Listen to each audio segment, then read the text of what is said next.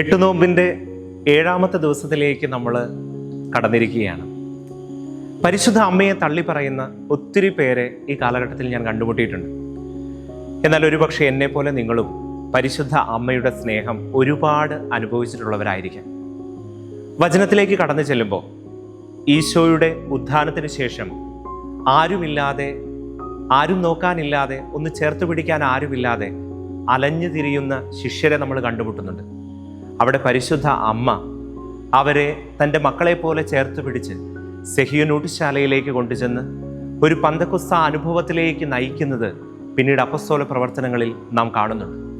പരിശുദ്ധ അമ്മയുടെ സാന്നിധ്യം ഒരുപക്ഷെ അത്രമാത്രം നമുക്ക് ആവശ്യമുണ്ട്. കാരണം ഒറ്റയ്ക്കാവുന്ന നിമിഷങ്ങളിൽ ക്രിസ്തുവിൻ്റെ സാന്നിധ്യം ഒരുപക്ഷെ മനസ്സിലാക്കാൻ സാധിക്കാത്ത, ഇല്ലാത്ത നിമിഷങ്ങളിൽ ക്രിസ്തുവിലേക്ക്, ക്രിസ്തീയ അനുഭവത്തിലേക്ക്, പരിശുദ്ധാത്മ അഭിഷേകത്തിലേക്കൊക്കെ, കൃപാവര ജീവിതത്തിലേക്കൊക്കെ നമ്മെ അടുത്തു നിർത്താൻ, ചേർത്ത് നിർത്താൻ പരിശുദ്ധ അമ്മയ്ക്ക് സാധിക്കും.